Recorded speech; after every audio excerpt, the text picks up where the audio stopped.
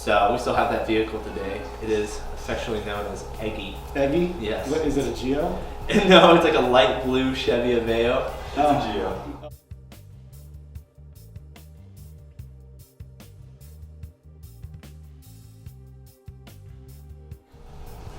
I am here with Jacob Grady of the Detail Difference, a company which, Repairs small surface damage. and who are your primary clients? So mostly we work with property management companies.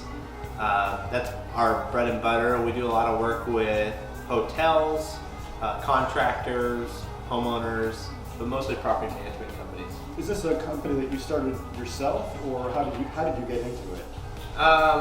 So two big questions. First question, no, I didn't start it myself. It was started by Brian and Sue Templin, who started it in Spokane, Washington. And then I got involved into it after college.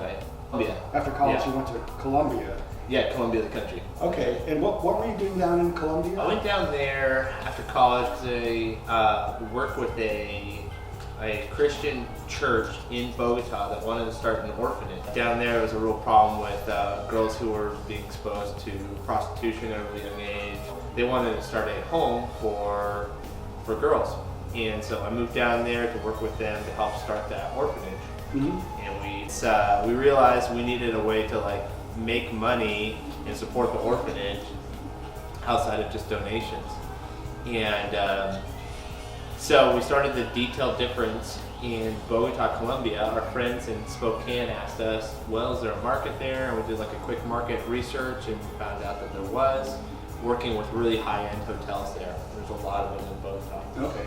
So your primary focus at that point was not so much to get yourself a job, but to support the charity you were working for. Yeah, I mean, it was kind of twofold. There were wonderful people at the church that were super hardworking, that were underpaid, underappreciated, kind of classic developing world where labor is really cheap. Yeah. And so it would be great to get them jobs. And then also, a certain percentage of our earnings every month would go towards helping the orphanage. And then you were there for a couple of years. Yeah. And ran that, and then you decided to come back to Oregon. Yeah, so I wanted to come back to Oregon. I actually had plans to start a different business, but I didn't have, this is when beginning of 2009, and Oh, okay. I needed a $250,000 loan to start this other business idea that I had, and at the time, no bank was going to loan me money. It's funny because it was the time when businesses needed money more than ever. Yeah. And no, I wasn't going to get that. Yeah. So I asked our friends in Spokane, hey, can I start this in Portland? And they said, yeah, we want to franchise this. are there other companies like this out there that do No. franchises? And so Well, there's other companies that do franchise, yeah, but that do this sort what of. we do. No, Detail really repair. neat. We have a really neat niche. So we're just doing spot repair. Our thing is we're able to match color and design. Yeah. And we can repair just the areas that are damaged. Okay. So most of our customers are between a rock and a hard place. They're looking at a vinyl floor that's going to be tearing it, and they're thinking, well, I guess we'll just replace that vinyl. Or they're like, we'll glue it down and hopefully it doesn't look too bad. We can try to get another year's rent out of it. Okay. Where we can say, hey, we can go in, match the color, and repair just that one area. So they're all about that. What were your sales like in the first 3 years? Did they increase over time? Oh yeah, totally. So yeah, over the course of 3 years, early on we were doubling.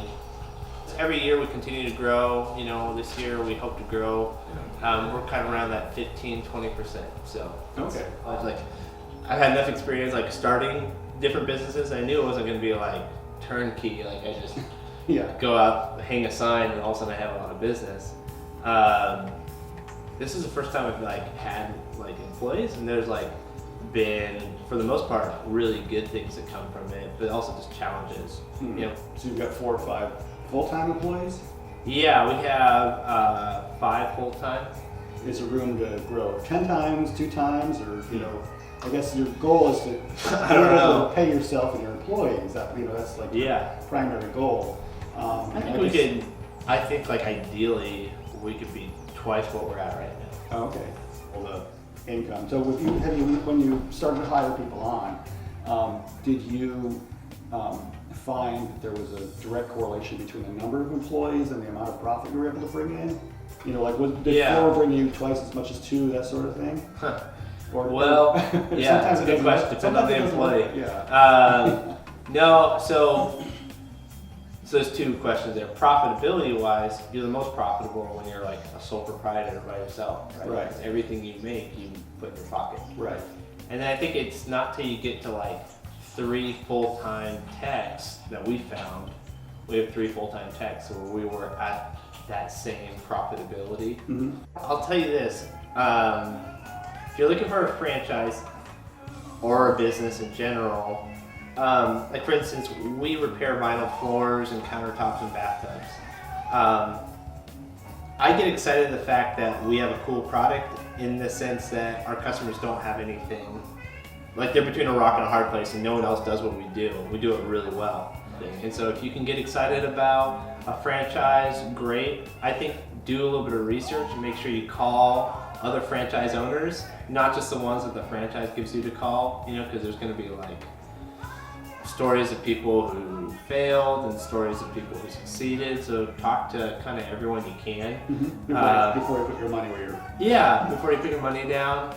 Franchise law is like highly litigated, so there's like a ton of law.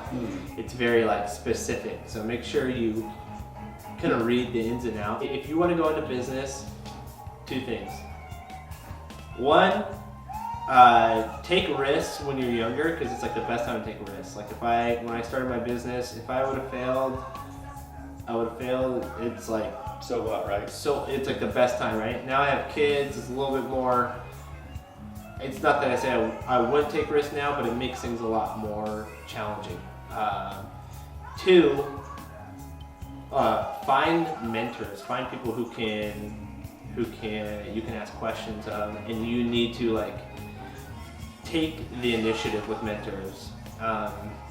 There's a lot of really wonderful business people out there who are later in their career, who would love to like pour into other people. Yeah. And I fortunately have found a few of them, and that's been really, really helpful for me because there's a lot of decisions I would have made that I thought sounded good, and they were like, no, don't do that. And so that's what I recommend.